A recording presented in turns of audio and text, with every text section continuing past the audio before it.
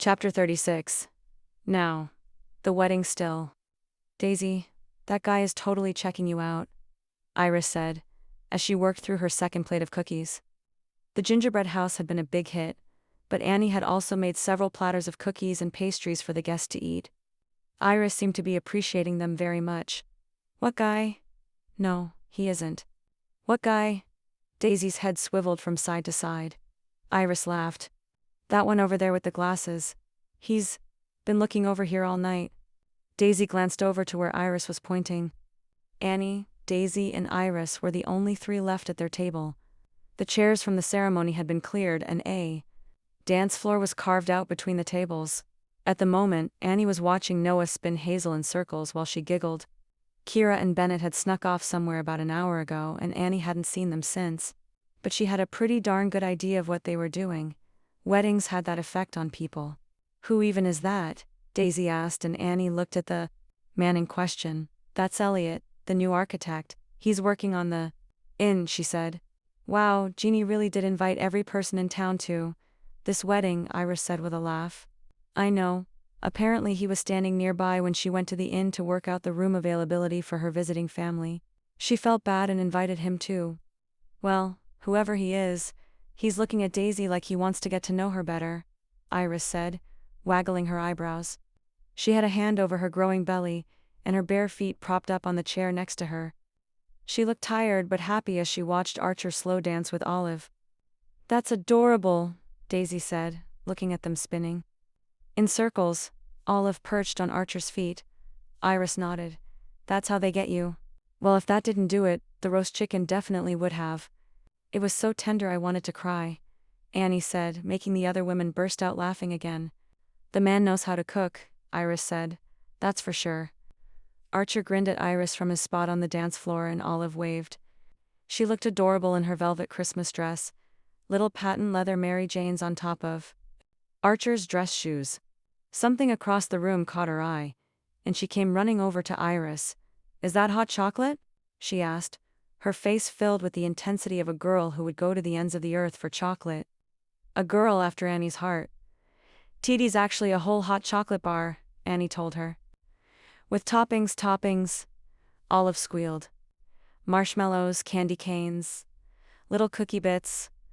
Oh, and whipped cream. Whipped cream.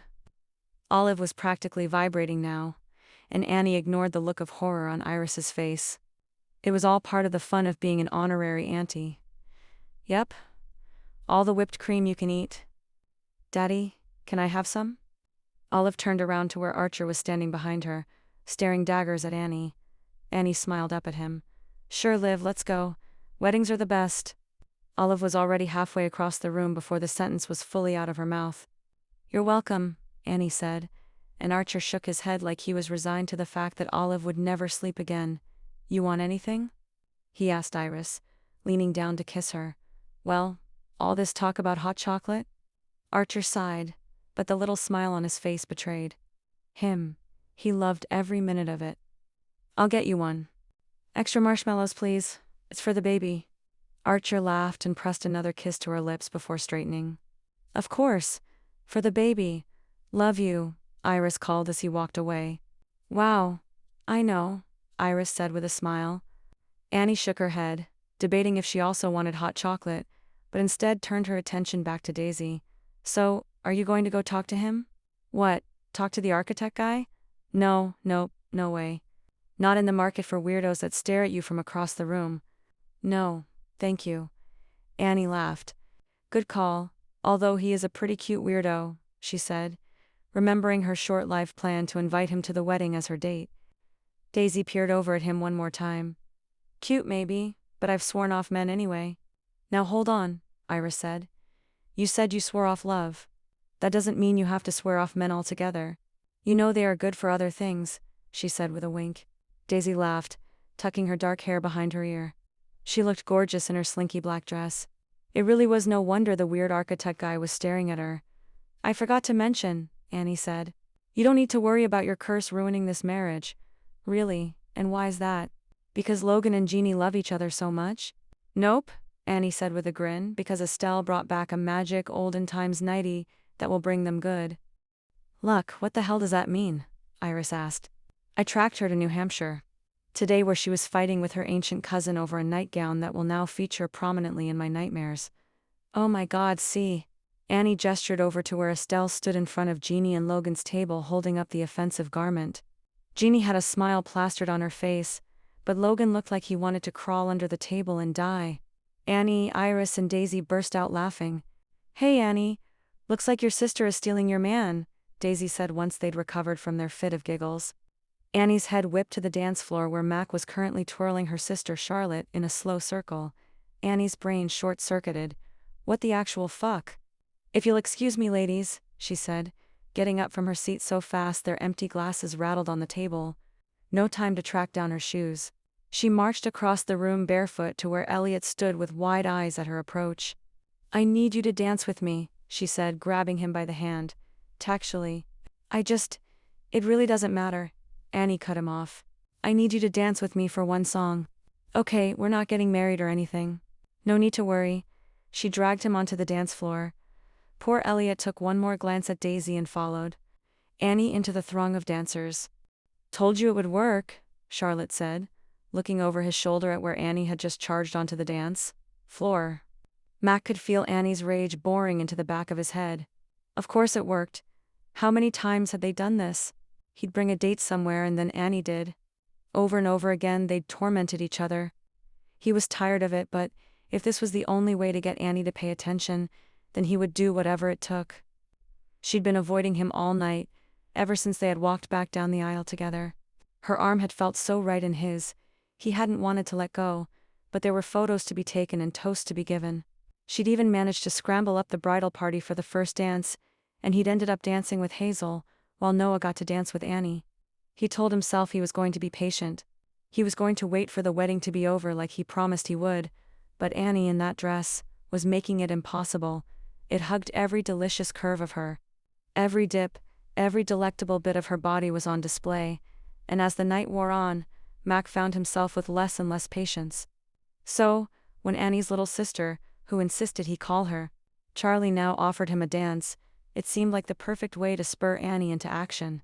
Except there was a flaw in his plan because, as he slowly spun Charlie on the dance floor, he came face to face with Annie in another man's arms. Who the hell was that guy with his hand on Annie's back, his fingertips grazing her bare skin in the exact place Mac had imagined touching all night? The sigh from the inn. Whoever he was, Mac wanted him dead. You okay? Charlie asked. You got all weirdly tense there for a minute. Mac cleared his throat, and Annie caught his eye over the shoulder of her dance partner. She gave him a satisfied little smirk. I think your sister might be the death of me, he told her. She's the most stubborn person I know, so good luck with that. Yeah, I know that. I've been trying to get her to forgive me for years now, and how's that going? She's dancing with another man, so not great. Charlie raised a brow. To be fair, you're dancing with another woman. Good point, he said as he watched Annie's hands wrap tighter around the man's neck until their bodies were nearly pushed together. He practically growled with rage. Her eyebrows raised, or maybe he did growl, because Charlie pulled back. Sorry. Do you want to know what I think? She said. Sure. What did he have to lose? He was already failing at this and had been for years. Maybe one of the people who knew Annie best could finally help him figure it out. Tino, Annie thinks it's some big secret that you two were together for a while there, but I knew little sisters always know, and I know how upset she was when you left. Shit, Charlie, I know.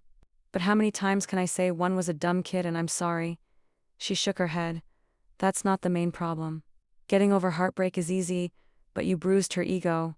You know she loves to be perfect, but she was wrong about you. She fell for you and then you never came back. She hates to be wrong. You made her feel stupid and foolish, and that is something she hates more than anything. What do I do about it? Well, that's the hard part. I'm not really sure. I guess she needs to know for certain that you're not going to do it again. Max sighed. I'm trying. Good. Keep trying. And when it works, it will be so worth it. You know her, Mac. She might be stubborn, but that stubbornness translates to loyalty when she loves you. That girl will go to hell and back for the people she loves. Yeah, I know, Max said, thinking about their road trip today. All to make sure Logan wasn't upset on his wedding day.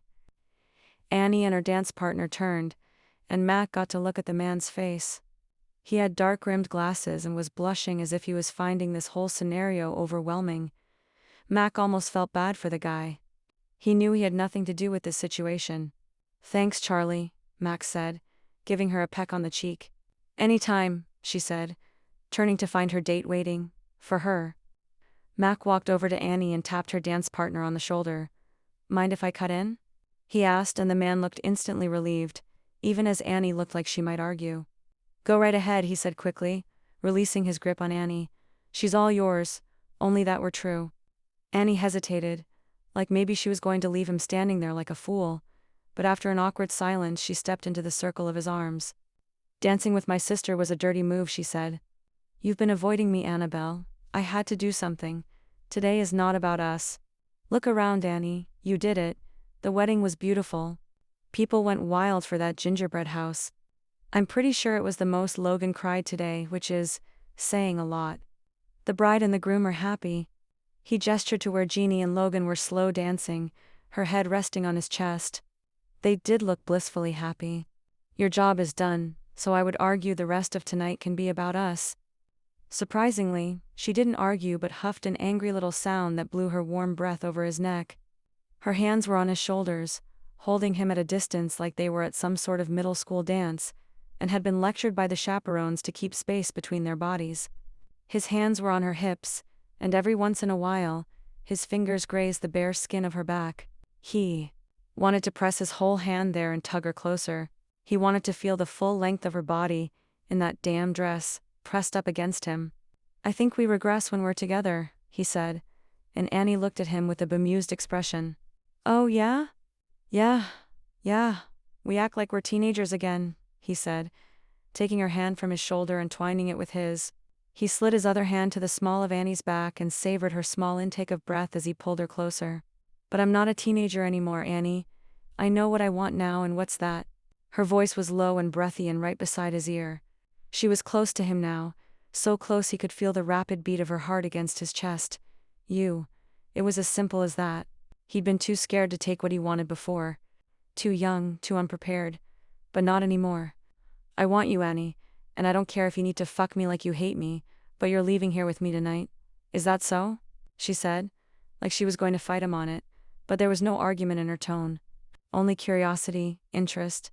"Yes," he said. "As soon as we're done here, with whatever little tasks you come up with to stall for time and whatever bridesmaid duty you feel like you need to do, whenever that's done, I'm taking you back to my place to finish what we started, or to start something brand new." It was a dangerous tactic, being that forceful with Annie.